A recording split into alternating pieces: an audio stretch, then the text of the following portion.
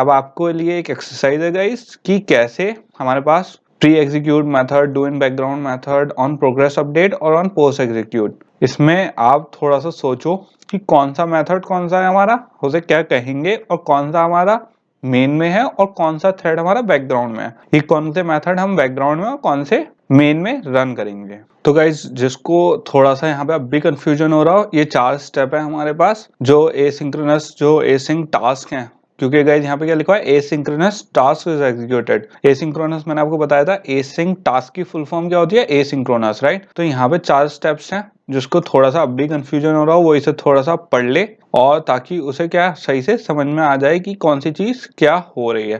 Guys मैं बार बार कहता हूँ, जो ये वाली क्लासेस हैं ये स्किप ना करें, क्योंकि जो डॉक्यूमेंटेशन होती है गाइस और जो मैं इसमें समझाता हूँ वो बहुत इंपॉर्टेंट होता है। वरना अगर आप इसे मिस कर दोगे और जब हम कोडिंग पे जाते हैं तो गाइस फिर बहुत लोगों को कंफ्यूजन होता है, और फिर वो वाला पार्ट आपके नहीं समझ में आएगा कि हमने वो चीज लगाई क्यों है बेसिकली।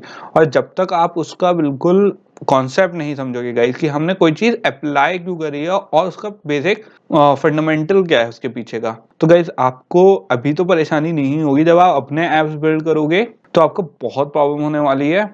और फिर उसके बाद गाइस क्योंकि कोई गाइड करने के लिए नहीं होगा, आपको फिर बहुत सर्चिंग करनी पड़ेगी और बहुत देर लगती है गाइस ऑनलाइन। अगर आपको सर्च करना है कि ये चीज क्यों, फंक्शनैलिटी क्या है इसकी, तो गाइस बहुत प्रॉब्लम आएगी आपको।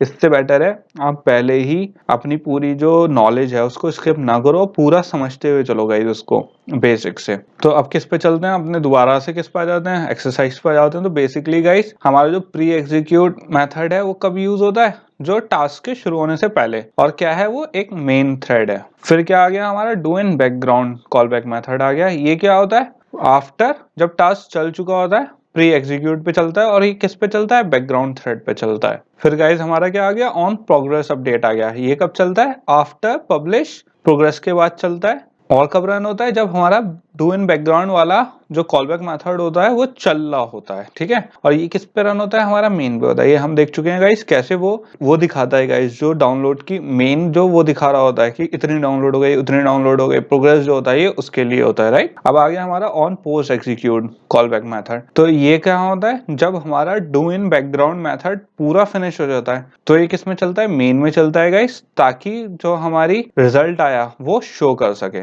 अब गाइस यहाँ पे हम एक बार एग्जांपल पे दोबारा थोड़ा सा देख लेते हैं। तो बेसिकली गाइस यहाँ पे अगर आप देखोगे ये एक प्राइवेट क्लास है डाउनलोड फाइल टास्क के नाम से, राइट। और ये किसको एक्सटेंड कर रहा है, एसिंक टास्क की प्रॉपर्टीज को। और एसिंक में अगर यहाँ ब्रैकेट्स में आप देखो तो हमारे क्या है, 3 क्या है हमारे पास पैरामीटर है, एक क्लास है और 2 पैरामीटर हैं, राइट। तो यहाँ पे गाइस इस चीज को आपको थोड़ा सोचना चाहिए, यार यहाँ पे इंटीजर लॉन्ग ऐसे क्यों दिया है, राइट, कि एसिंक टास्क में इसका क्या यूज है, और बेसिकली ये जेनरिक क्लास में क्यों, कैसे यहाँ पे गाइस हम डिस्कस कर चुके हैं जेनरिक क्लास, राइट। अगर आपको ये वाले ब्रैकेट आपने अगर पीछे वाली क्लासेस मिस कर दी है गाइस कि जेनरिक क्लास क्या होती हैं और उसको कैसे, तो गाइस प्लीज जाके जरूर देखना, क्योंकि ये बहुत इंपॉर्टेंट है। जो एसिंक टास्क में यहाँ पे हमने ब्रैकेट्स में जो ऐसे वैल्यूज दिए हैं इसको क्या कहते हैं, जेनरिक क्लासेस कहते हैं, और कैसे उसकी वैल्यूज हम डिफाइन करते हैं ये हमने बैकग्राउंड जो पुराने कोर्सेज हैं बहुत डिटेल में बताया गाइस मैंने। और इसे लिखते क्यों है और इसका पर्पस क्या होता है, बिल्कुल हमने इसका टू द पॉइंट बात करी है।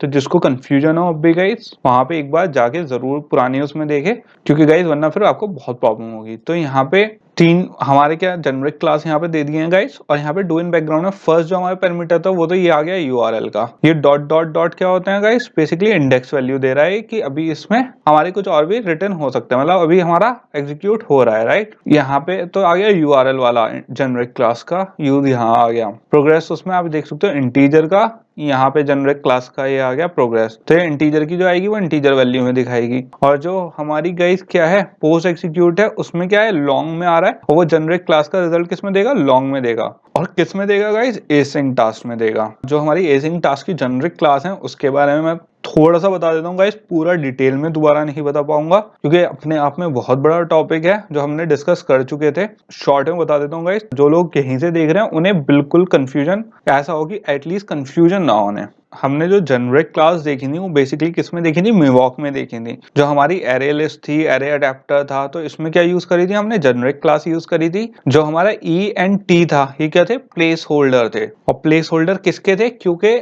इससे हमें क्या पता चलता है गाइस कि ये एक्सेप्ट करते हैं जेनरिक टाइप पैरामीटर्स। अब ये क्या होता है इस पे भी डिस्कस कर लेते हैं। बेसिकली एरे लिस्ट पे जब हम ब्रैकेट्स के अंदर यहाँ पे ई दिया या फिर टी दिया तो इसका मतलब होता है कि ये ऐसे मेथड हैं या ऐसी क्लासेस हैं जो क्या एक्सेप्ट करती हैं, जेनरिक मेथड्स एक्सेप्ट करते हैं अपने कॉल बैक में। तो ई एंड टी यहाँ पे क्या है गाइस, प्लेस होल्डर है। अब उस पर डिस्कस कर देते हैं कि प्लेस होल्डर क्या है और ये ई एंड टी सिग्निफाई क्या करता है, बेसिकली जेनरिक क्लास होती क्या है। तो गाइस हमारी जब हमने एरे लिस्ट में और एरे अडेप्टर में जब ई एंड टी दिया था तो यहाँ पे अगर मैं देखूं यहाँ पे ई दिया है राइट, तो जेनरिक क्लास अगर आप थोड़ा डिटेल में पढ़ोगे गाइस, जेनरिक क्लास में एक तो फील्ड्स हो गई उसकी जो ऑब्जेक्ट होता है राइट, और उसके मेथड्स हो गए उस क्लास के। तो गाइस जो मेथड होते हैं उसमें जैसे जो जेनरिक क्लास है उसका मेथड होगा एक तो ऐड और एक होगा गेट मेथड। अगर आपको याद हो गाइस हमने एरे लिस्ट यूज करी थी, उसमें भी हमने क्या यूज करा था, अभी उसका एग्जांपल लेते हैं गाइस मिवॉक का, लेकिन पहले इसको समझ लेते हैं। तो गाइस बेसिकली क्या होता है इसमें जेनरिक क्लास में,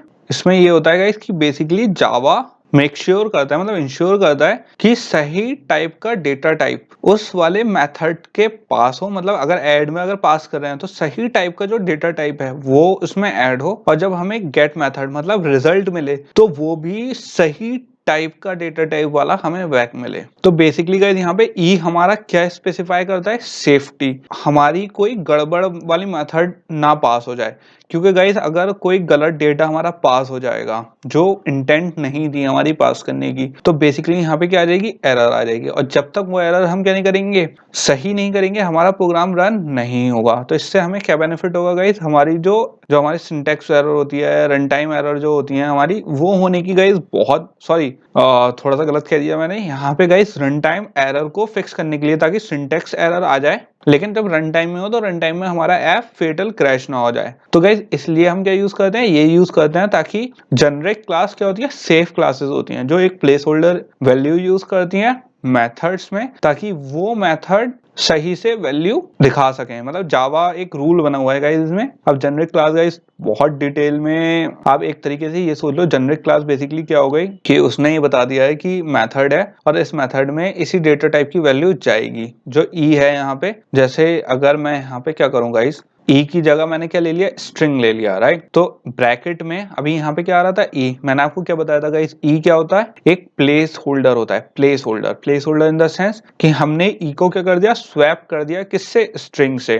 जो ब्रैकेट्स में हमारा क्या था, पहले ई था, अब उसकी जगह क्या हो गया, स्ट्रिंग हो गया। तो जेनरिक क्लास बेसिकली गाइस क्या होती है, लिखी हुई है एक क्लास, लेकिन उसमें कोई फिक्स डेटा टाइप नहीं है। बेसिकली ई क्या है, वहां पे एक प्लेस होल्डर है जेनरिक क्लास का। जेनरिक क्लास ही क्यों है, क्योंकि उसमें रूल्स लिखे हुए हैं बट उसमें रूल्स स्पेसिफाई नहीं है किस चीज के लिए हैं। बेसिकली आप ये सोच लो कि अगर आप स्कूल में हो राइट, रूल्स बने हुए हैं कि स्टूडेंट्स को ये करना है। अब अगर मैं कहूं कि कोई स्टूडेंट गया अंदर तो उसके लिए भी वही रूल है, दूसरा स्टूडेंट गया तो उसके लिए भी वही रूल है।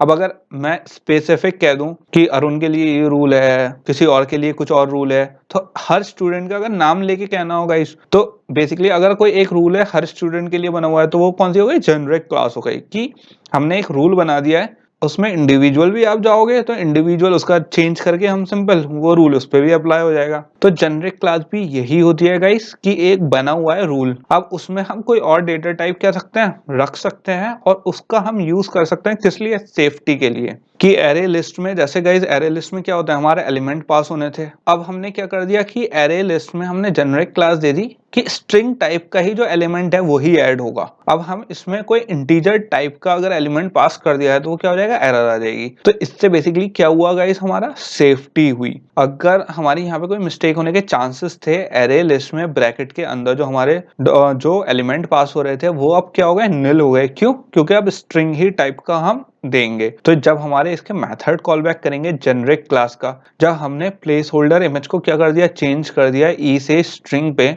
तो जो उसके मेथड हैं गाइस, तो उसके जो मेथड हैं तो बेसिकली उसमें क्या होगा गाइस, जहां पे हमारा ऐड के अंदर ई आ रहा था वो भी स्वाइप होके ई टाइप का डेटा टाइप था, अब वो भी स्वाइप होके किस टाइप का डेटा टाइप बन चुका है, स्ट्रिंग टाइप का डेटा टाइप बन चुका है। तो ऐड के अंदर स्ट्रिंग टाइप का डेटा टाइप उसका वेरिएबल बन गया एक हमारा। तो बेसिकली जो इनपुट लेगा वो क्या लेगा, अब स्ट्रिंग टाइप का लेगा, स्ट्रिंग टाइप का ऑब्जेक्ट ऐसा क्या लेगा, इनपुट लेगा उसके अंदर राइट। तो ये वाला जो मेथड था ये तो था जो हमारा इनपुट लेगा, और जो हमारा आउटपुट देगा, जो रिटर्न मेथड था हमारा, तो वो अब किस टाइप का देगा, स्ट्रिंग टाइप का ऑब्जेक्ट देगा रिटर्न, लेकिन स्ट्रिंग में। इसमें हमारा बेनिफिट क्या हुआ कि हमारी क्या हो गई, जो डेटा था वो यहाँ पे हमने इंश्योर कर लिया सेफ्टी कि स्ट्रिंग टाइप का ही, अगर जैसे यहाँ पे इंटीजर टाइप का लिखा हुआ है राइट, और मेरे अब क्या वैल्यू देनी है स्ट्रिंग टाइप की, तो यहाँ पे मेरे पास क्या आ जाएगा गाइस, एरर आ जाएगा। और जैसे ही मेरे पास एरर आएगा तो उससे क्या बेनिफिट होगा, मुझे पता चल जाएगा कि मैंने यहाँ पे गलती कर दी, तो मैं उसे क्या कर सकता हूँ, सही कर सकता हूँ गाइस।